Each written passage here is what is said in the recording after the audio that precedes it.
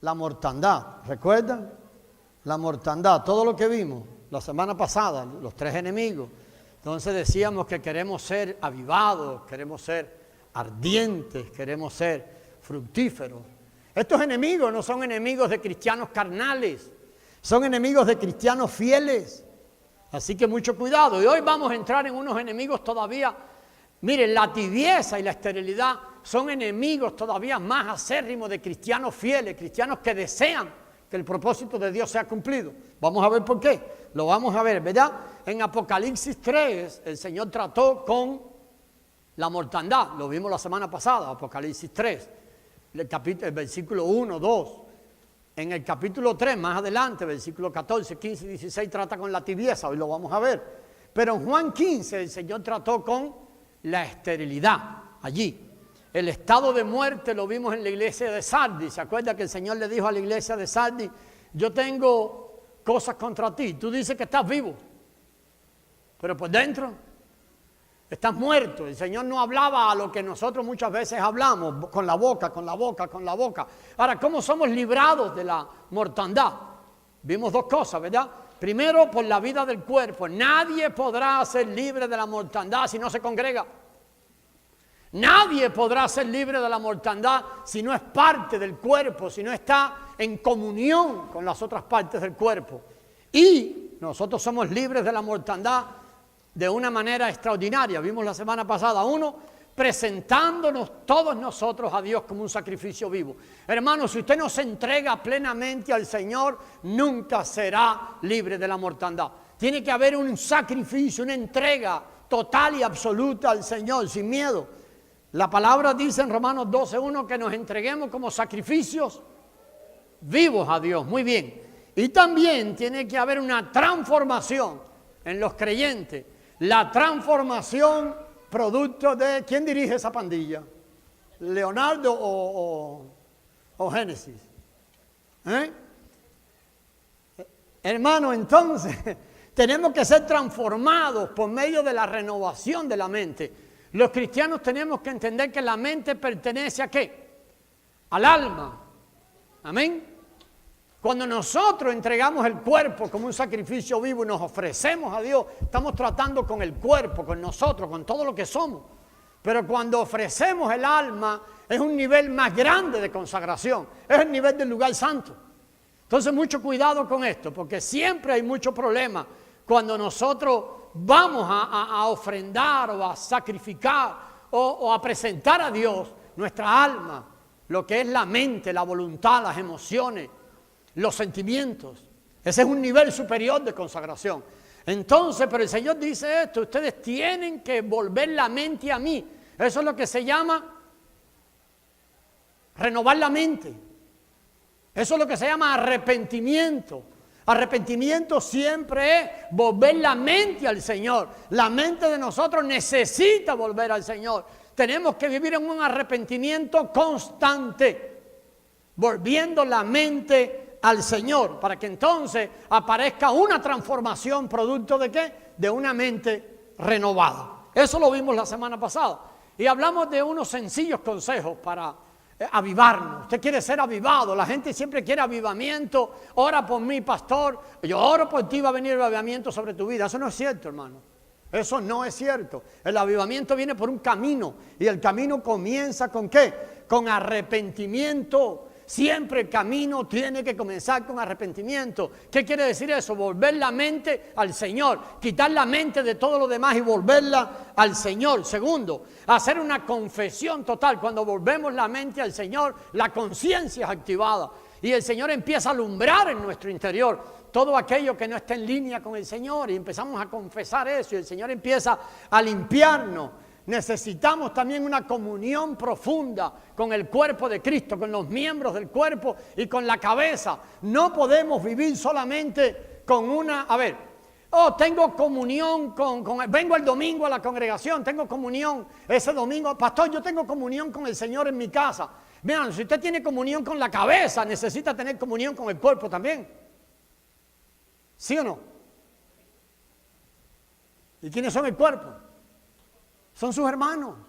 Entonces necesitamos una comunión profunda con la cabeza y comunión profunda con el cuerpo. Nadie puede ser cristiano solo en su casa. Hay un diseño de Dios. Esto es un asunto de diseño. De diseño. Así lo diseñó Dios.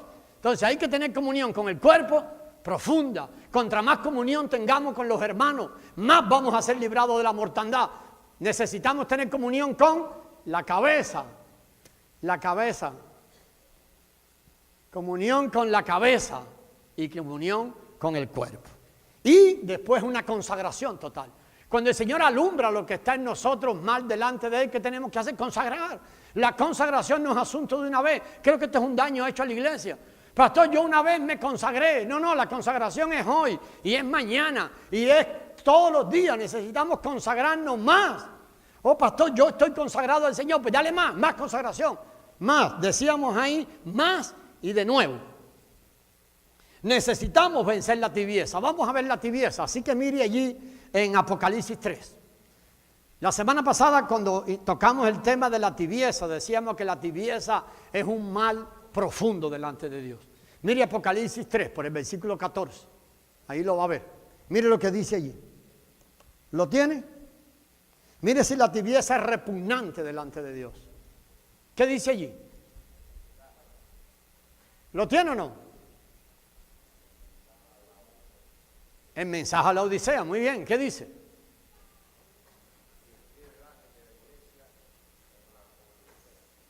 Hermano, lea como un hombre en voz alta.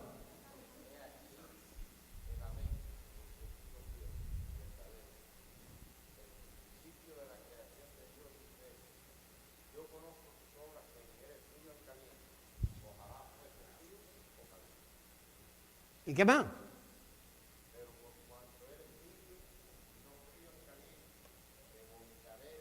Mire lo que el Señor va a hacer con los tibios. ¿Cuál de ustedes le gusta ser un vomitado? Delante del Señor la tibieza es algo que el Señor no puede soportar. ¿Sabe cuándo viene un vómito? Cuando hay algo que su cuerpo lo rechaza y tiene que echarlo fuera. Entonces la tibieza,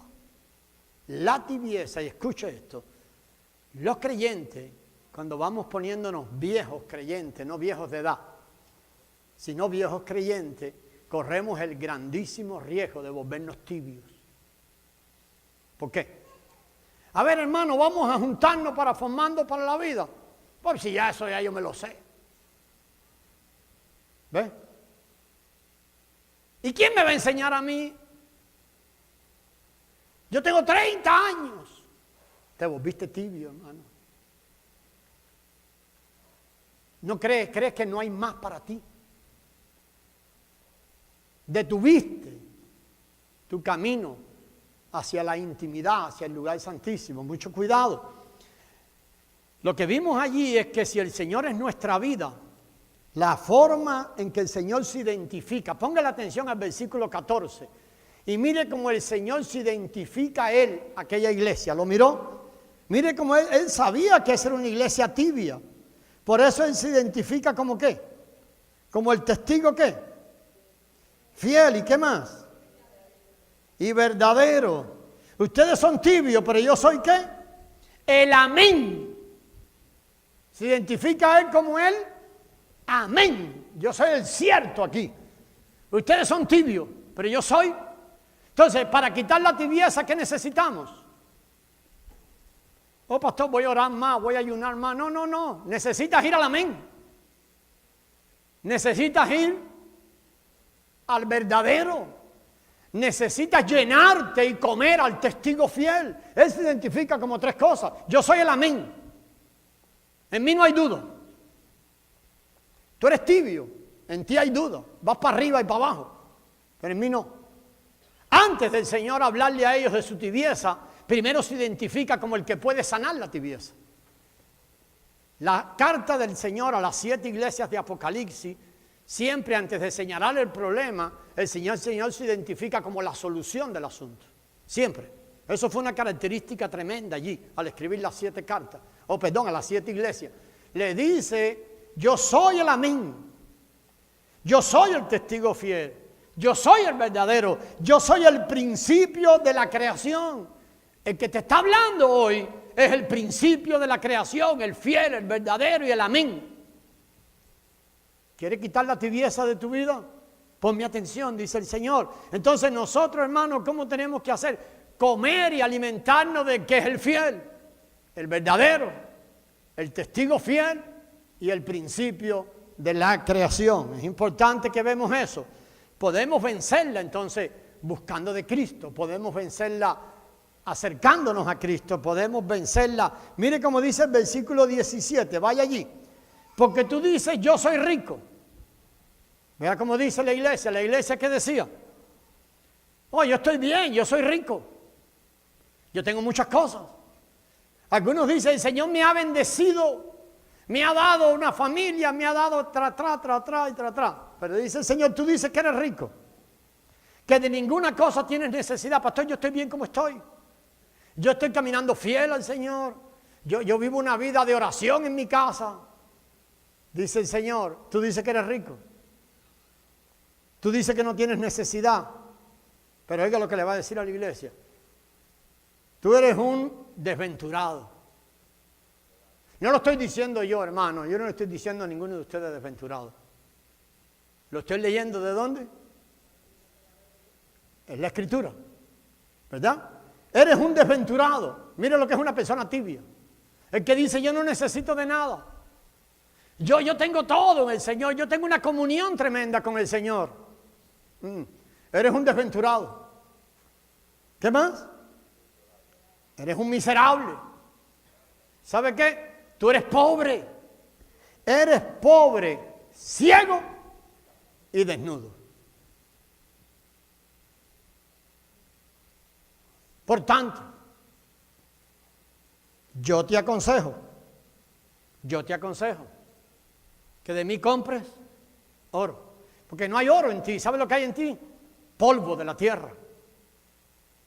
Todo lo que habló era polvo de la tierra. Pero la iglesia estaba vacía de Cristo. Por eso dice, de mí tienes que comprar ¿qué? Oro. Eso se lo está diciendo a la iglesia, amados. A una iglesia tibia.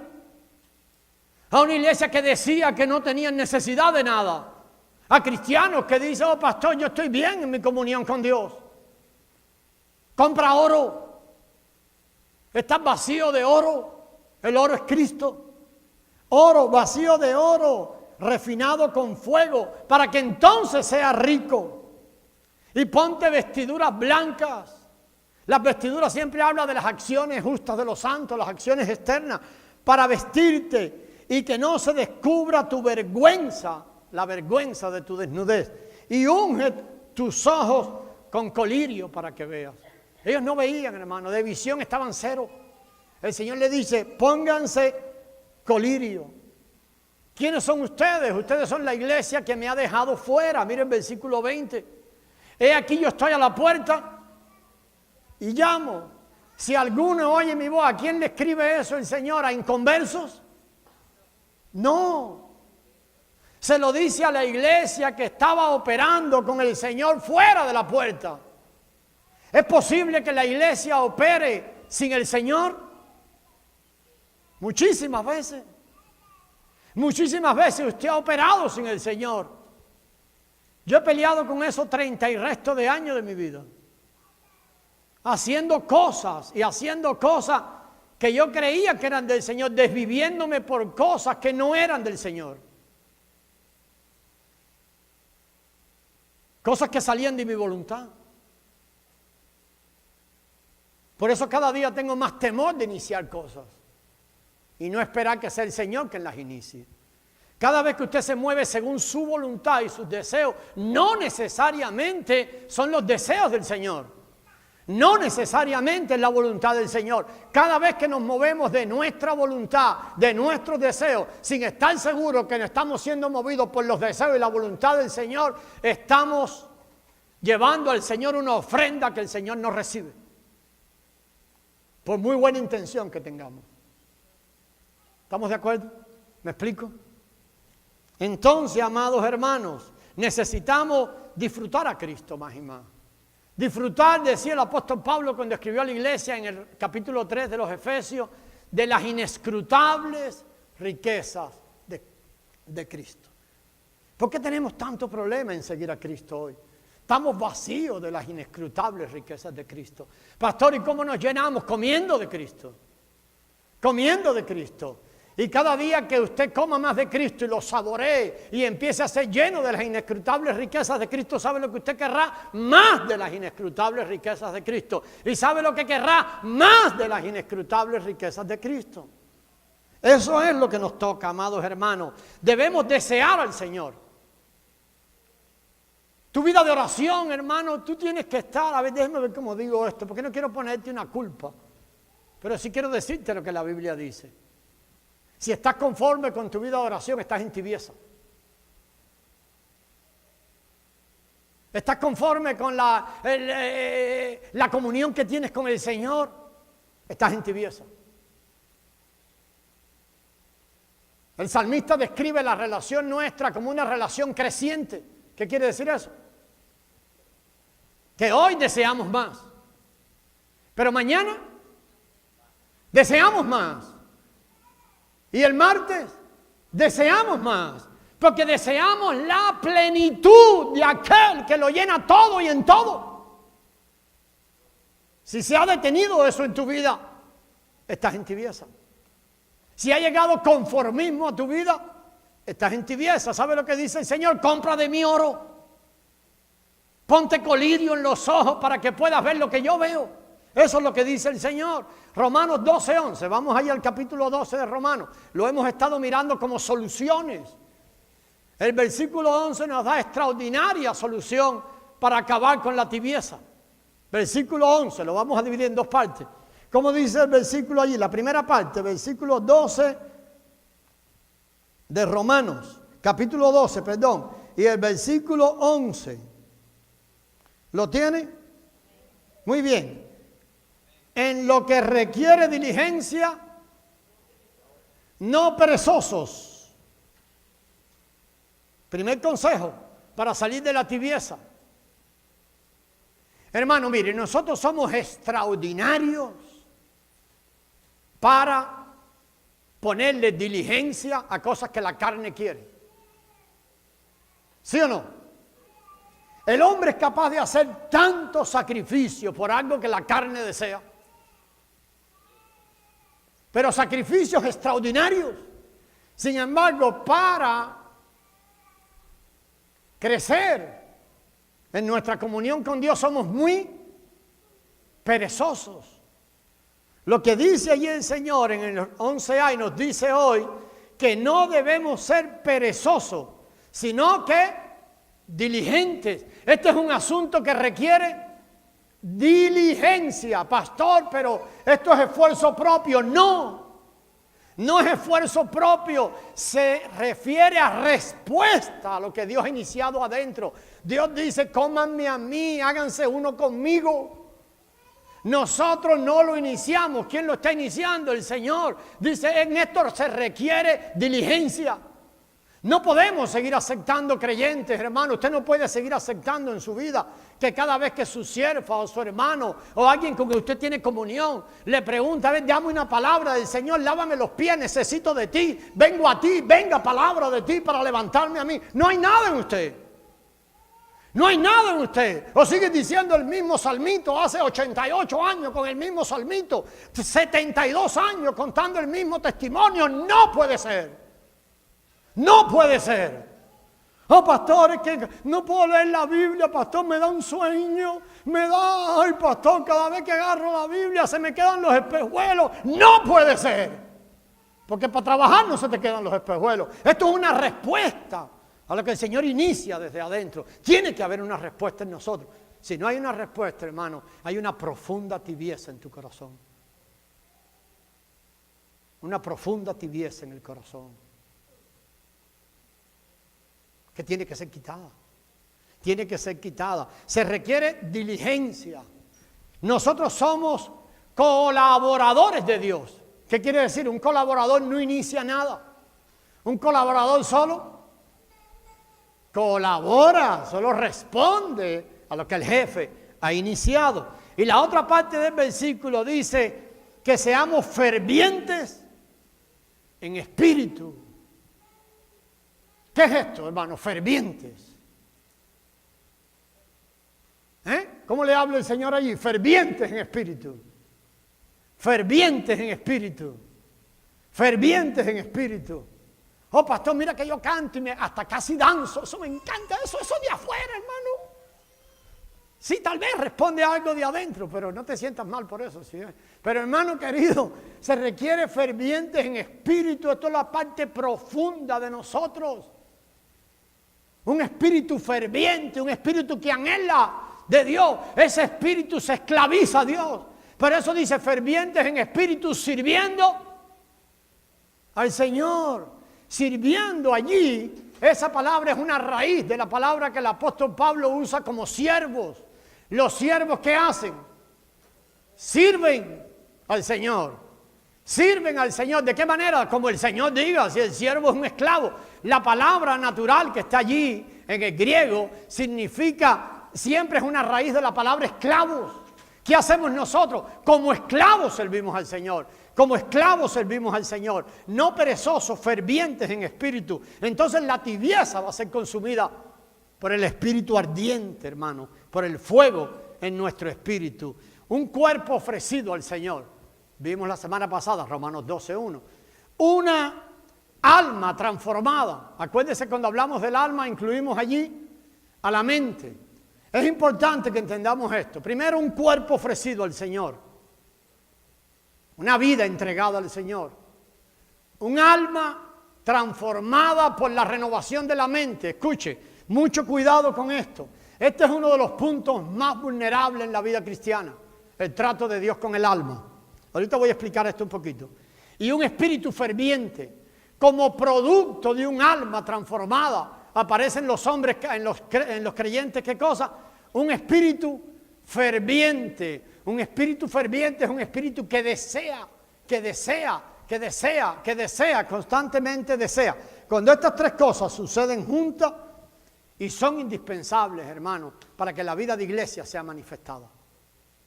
La vida de iglesia, la vida de cuerpo de Cristo son indispensables. Y aquí es lo que quería explicar, mire. Cuando la mente es transformada, evitará que el mundo nos dé forma. Porque la mente ha sido transformada. Cuando la mente es transformada, vamos a evitar caer en algo que rige mucho la vida de los cristianos. ¿Sabes qué? Las opiniones. Mire, hermano, esto es algo que tiene que ser derrotado en la vida de la iglesia. Las opiniones.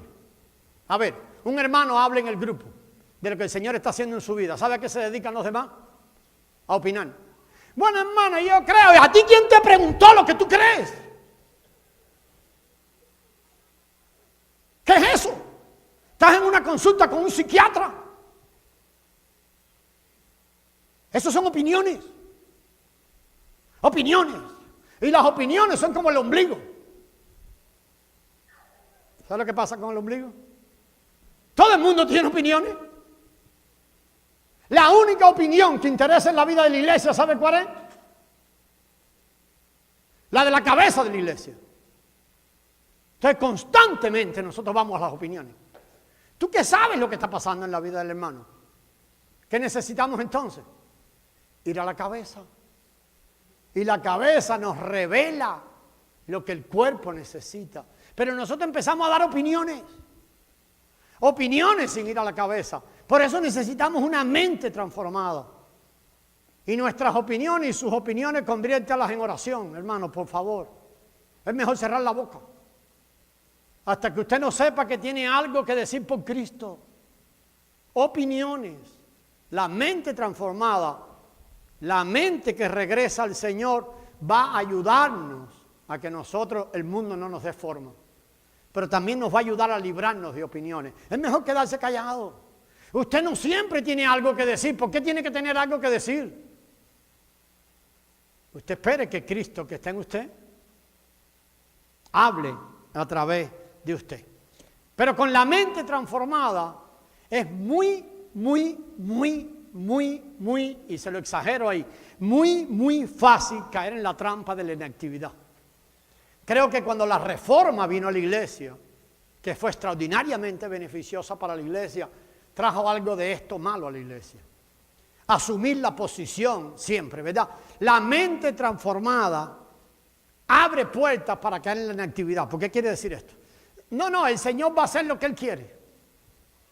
Cuidado, hermano, que el Señor te va a usar a ti como instrumento. El Señor está hablando porque el Señor tiene que trabajar a través de los miembros del cuerpo de Cristo. Entonces mejor responde a lo que el Señor está haciendo en tu vida.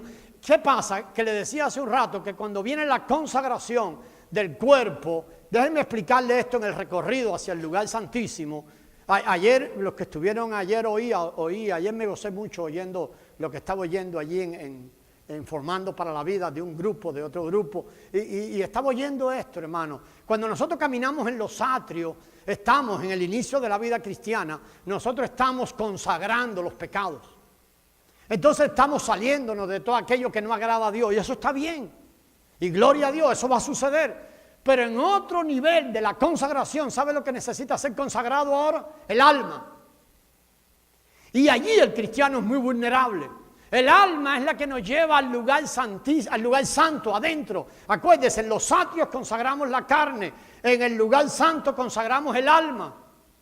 Todo lo que tiene que ver con la mente, las opiniones, emociones, sentimientos, todo eso. Pero cuando el cristiano está trabajando esa consagración y el Señor lo está haciendo, el cristiano se vuelve muy vulnerable, mucho cuidado con eso. Y el enemigo trata de impedir la consagración del alma. Cuando el cristiano ha consagrado los pecados y cuando el cristiano está consagrando el alma y la mente y las emociones y todo eso está siendo tratado por Dios, el cristiano está a un paso de vivir la vida victoriosa plena.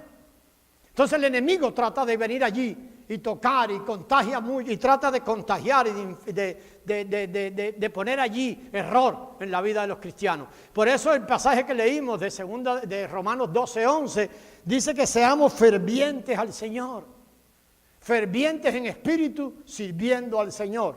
La palabra servir, acuérdense que tiene que ver con sacerdocio. Ayer oí mucho eso. ¿Qué hacen los sacerdotes cuando sirven al Señor? Siempre que hay un sacerdote hay tres cosas que tienen que aparecer. ¿Sabe qué tiene que aparecer siempre que hay un sacerdote? Un altar. El sacerdote siempre oficia un altar. Tiene que haber una ofrenda. Amén. ¿Y qué más tiene que haber? Tiene que haber un sacerdote, ¿verdad? Tiene que haber un altar y tiene que haber una ofrenda. Dice, sirvan al Señor, ejerzan su sacerdocio. Pastor, yo sirvo mucho al Señor. Yo canto en el grupo alabanza. Usted puede cantar en el grupo alabanza y no estar sirviendo a nadie. Esto es más profundo. Hemos llamado toda la vida servicio a eso, a la iglesia, al Señor. No es eso. Es ejercer el oficio sacerdotal. ¿Tienes un altar? ¿Vives en el altar? ¿Disfrutas la vida de altar con el Señor? ¿Vives constantemente en el altar? ¿Alerta? ¿En el altar siempre quemando incienso para el Señor? ¿Quién es la ofrenda? ¿Eres tú? ¿Vives ofreciéndote constantemente al Señor? La vida de servicio al Señor es algo mucho más profundo que hacer algunas cositas que llamamos servicio para el Señor. Y la otra es como esclavos, por eso es sirviendo al Señor como esclavos. Dados al Señor, no para más nada, como esclavos al Señor. Entonces, hermano, finalmente necesitamos vencer también la esterilidad. Ya hablamos de vencer la tibieza. El otro enemigo es la esterilidad. La esterilidad el Señor no la trata en Apocalipsis, la trata en Juan 15, sí. Juan 15, vaya allí a Juan 15, para que veamos ahora. Juan 15. Decía hace un rato que los creyentes corremos el riesgo de envejecer y de degenerarnos. Ay, Dios. Corremos el riesgo de envejecer y degenerarnos. Nos volvemos degenerados. En vez de crecer en la regeneración, pasa todo lo contrario. Las cartas de Apocalipsis, las 7 cartas fueron escritas a la iglesia degenerada. La iglesia se había ido degenerando. El primer mensaje fue a la iglesia ¿de quién? De Éfeso, ¿se acuerdan? Y el Señor le dice, tengo contra ti que has dejado, ¿qué cosa? ¿Se imagina una iglesia que ha perdido el primer amor? Mire la degeneración que tenía. Termina con la iglesia de la Odisea. Y la iglesia de la Odisea, ¿dónde había llegado? No solo había perdido el primer amor en Éfeso, después habla 6 iglesias más. Y cuando habla la iglesia de la Odisea, ¿qué le dice en Apocalipsis 3:20? No, hace un rato lo leímos. No, 3:20. Usted debería saberse ese versículo de memoria. Yo estoy a la puerta y llamo. La iglesia que había perdido el primer amor fue tan degenerada que echó al Señor de la iglesia. Y la iglesia estaba funcionando sin el Señor. ¿Le parece extraordinario eso? ¿O no? Usted tiene una vida de iglesia tan establecida ya que usted puede funcionar sin el Señor.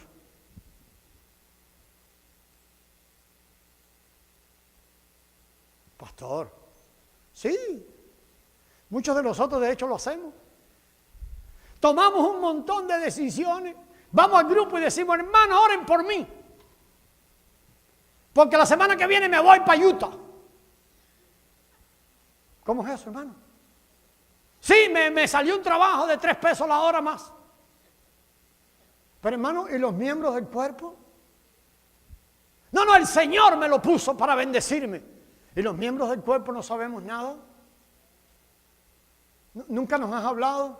¿Nunca hemos orado? No, oren por mí para que todo me salga bien. ¿Cómo te va a salir bien? Tú estás funcionando sin el Señor. Pero el hermano no lo ve, porque ha perdido la visión, necesita colirio. Una vida independiente, fuera del cuerpo. La iglesia se ha degenerado, empezamos a funcionar sin entender que somos parte de un cuerpo y necesitamos al resto del cuerpo para funcionar. Mucho cuidado con esto. Lo que pasó en la iglesia aquella o en las 7 iglesias es lo que pasa en la iglesia de hoy. Las 7 iglesias siguen vigentes. ¿A qué punto llegamos que el Señor estaba fuera de la iglesia? Hace muchos años hubo un hermano de apellido Bates, presidente de la Convención Bautista del Sur. Yo estuve con ellos en una conferencia grande, hace como 20 años, yo le escuché decir esto. Hemos crecido tanto, decía él. Hemos logrado tantas cosas en el Señor. Tenemos el mejor programa educativo para la iglesia. Ahora hablaba de las cosas grandes que los bautistas del sur habían logrado para el Señor. Y él dijo, son tan extraordinarias que si el Señor decidiera retirar al Espíritu Santo de la tierra hoy, nosotros no nos daríamos cuenta. Él lo estaba diciendo como una crítica a la iglesia. Algunos de nosotros ya tenemos una relación que la vivimos fríamente, mecánicamente. Pero ni nuestros corazones arden por la comunión con el Señor. Ni estamos en una relación creciente con el Señor todos los días. Ni estamos buscando la plenitud del varón perfecto. Ni anhelamos que las riquezas de Cristo, de las superabundantes riquezas de Cristo, sean derramadas más y más en nuestros corazones. Muchos nos hemos detenido. Nos volvemos viejos. Nos vamos degenerando en nuestra relación con el Señor. Perdemos el primer amor y llegamos al punto que echamos al Señor fuera. La esterilidad la podemos vencer siendo desesperados. Esta mañana, hermano, leí el Salmo 84. Leí el Salmo 130. Y el Señor hablaba de que necesitamos un desespero en el corazón. ¿Qué es un desespero? Pastor, la Biblia condena el afán. Te digo algo más profundo. Desespero por Dios. Hace un ratito cantamos una alabanza, me gustó, pero se me olvidó el nombre. ¿Cómo se llama? Que cantamos hace un rato de que el Señor haga... Se me olvidan todos. Hermana, ¿usted no se acuerda? Una que cantamos muy bonita, pero se me olvidó. No, hermano, ustedes la cantaron también. ¿Cómo se va a olvidar? No, rápida, la tercera que cantamos. que necesitamos que el Señor nos... Ahorita me voy a acordar, pero bueno, tal vez ustedes se acuerden.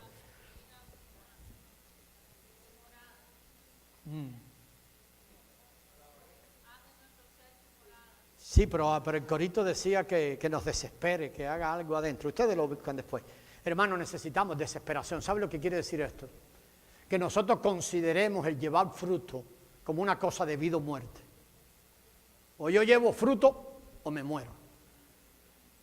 Entonces eso se convertirá en oraciones desesperadas.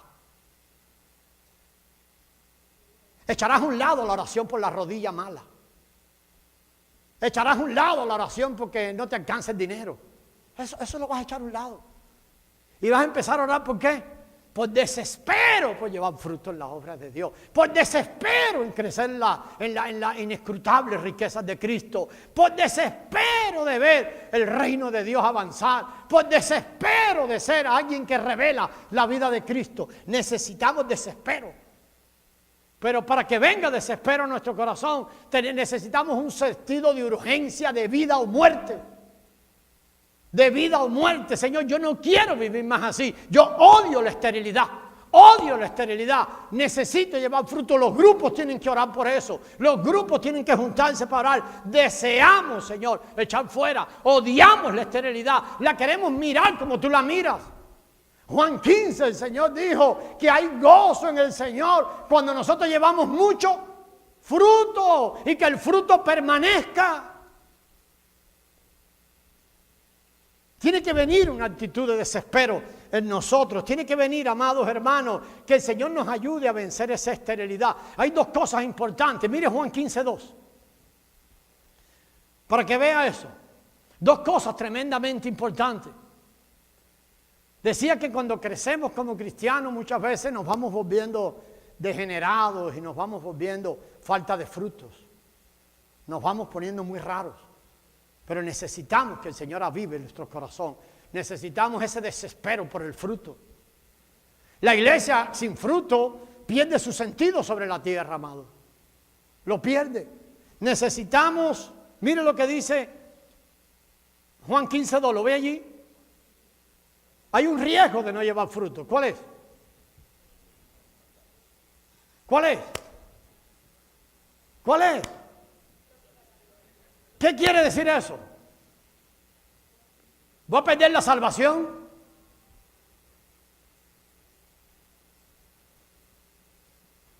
¿Qué dice allí? ¿Qué más? Vamos, me quedan 5 minutos y quiero terminar. Pero como tenemos esta tarde, propuse en el Señor terminar un poquito más temprano. Juan 15:2. Todo pámpano que en mí no lleva fruto, lo quitará.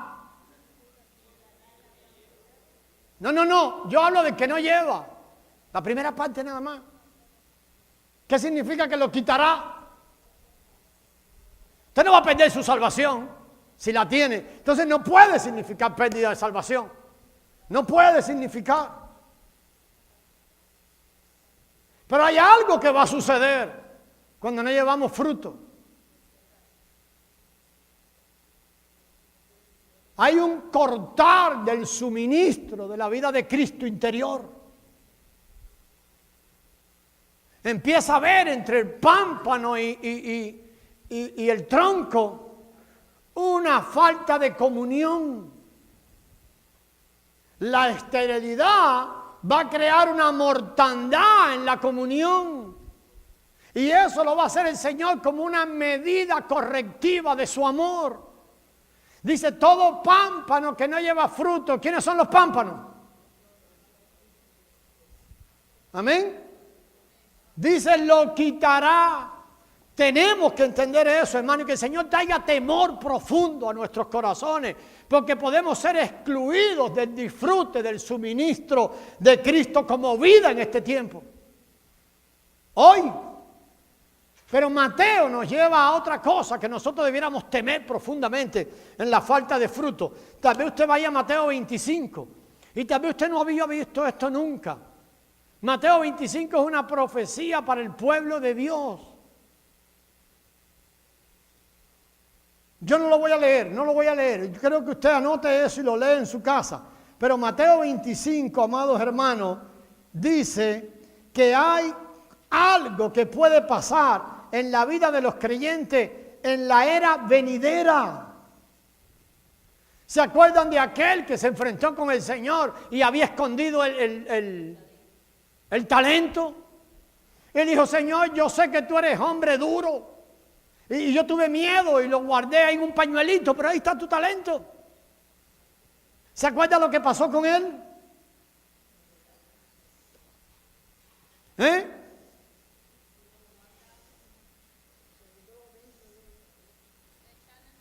Lo echó en las tinieblas. Pastor, pero usted me acaba de decir que no perdemos la salvación. No. Pero hay un juicio a que los hijos de Dios, los creyentes, nos vamos a enfrentar en la era venidera con el Señor por nuestra desobediencia como hijos de Dios. A ver. Los hijos de Dios no piensen que vamos a vivir en esta era como nos da la gana. No. El apóstol Pablo decía a la iglesia: nos enfrentaremos delante del tribunal de Cristo. No está en juego tu salvación. ¿Sabe lo que está en juego? Tu recompensa. No es tu salvación. Entonces, hermano, que el Señor ponga un profundo temor en nuestros corazones por eso. Nuestra falta de fruto puede generar disciplina de Dios en esta era y en la era venidera. Entonces eso que traiga un desespero profundo a nuestros corazones por el fruto, que todos deberíamos aborrecer la muerte, todos deberíamos aborrecer la tibieza, todos deberíamos aborrecer la esterilidad. Debemos llevar a cabo la práctica en los grupos. Los grupos tienen que mostrar fruto, pero tiene que empezar con una desesperación en cada miembro del grupo. Una desesperación. Los grupos deben mostrar la vida de la iglesia siendo desesperados. Debemos orar desesperadamente por el fruto. Eso es un asunto de vida o muerte. Debe haber una desesperación total en nosotros. Y los peces van a venir. ¿Sabe cuándo los peces van a venir? Cuando el Señor vea desesperación en el pueblo. Y el pueblo está dispuesto a levantar a Cristo y a cuidar de esos peces. Entonces, hermano, lo que quiero dejarle, aquí voy a terminar. La vida de la iglesia será establecida sobre fundamento. La vida de nuestros grupos tienen que estar establecidos sobre 4 fundamentos que deben estar funcionando al mismo tiempo. En el próximo mensaje vamos a ir un poquito más sobre esto. Hay 4 fundamentos que en el grupo de nosotros tienen que estar funcionando al mismo tiempo, que van a mostrar la práctica adecuada de acuerdo al propósito de Dios. Amén. El primer fundamento, hermano, y solo hoy los voy a mencionar: predicar el Evangelio. El Señor nos mandó a predicar el Evangelio, ¿sí o no? Nos mandó a anunciar las buenas nuevas de salvación. Para que se acabe la esterilidad hay que tener la práctica adecuada. ¿Qué tenemos que hacer? Pues anunciar el Evangelio, predicar. El otro fundamento sobre lo que se sostiene la vida de cualquier grupo de la iglesia de Dios es proveer. No solo es predicar, porque el llamado del Señor al final es hacer un discípulo. Entonces no solo es predicarle, sino que hay que proveer. ¿A qué proveemos? Proveemos alimento para aquellos que le predicamos y han aceptado el Señor. Proveemos alimentos para ellos. Oh, pastor, yo invité 5 y has seguido reuniéndote con ellos. Y provees alimentos para ellos. Y caminas con ellos. Necesitamos proveer. Tercer fundamento de nuestros grupos necesitamos necesitamos perfeccionar a los santos. No solo es proveerle lo necesario para que vayan comiendo, empezar a comer a Cristo, sino que hay que llevarlos ¿a dónde? A la perfección. Esto invierte tiempo en la vida de las personas. El apóstol Pablo dice en 1 Corintios 1:27 que él se dedicaba a ¿qué? 1:29 a llevar a los santos a la perfección. Esto es algo que lleva una vida comprometida. Una vida comprometida. A veces traemos a alguien a la iglesia y le decimos: mira, pastor, ve a ver lo que haces con él. Por favor, no. Predicar, proveer, perfeccionar, ¿hasta dónde? Hasta que un hermano esté listo para convertirse. Y este es el último de los elementos sobre lo que la iglesia es establecida, sobre lo que un grupo con vida es establecido. Hasta que el hermano esté listo para ser un edificador del cuerpo. Cuando alguien ha sido perfeccionado, cuando se convierte en un elemento de edificación del cuerpo. ¿Cuándo es eso? cuando aprendió a profetizar. Ahora eres un elemento ¿de qué? De edificación del cuerpo. Ahora él habla por Cristo, ahora él habla a Cristo, ahora él se mueve en un nivel de edificar el cuerpo. Amados hermanos, lo más crucial para nosotros hoy es estar desesperados. Necesitamos eso, para que podamos vencer el estado de muerte, para que podamos vencer la tibieza de la Odisea, el estado de muerte de Sardis, la tibieza de la Odisea y la esterilidad que el Señor trata en Juan 15. Necesitamos desesperación. Un asunto de vida o muerte. Que el Señor tenga misericordia de nosotros. Que el Señor tenga misericordia de nosotros.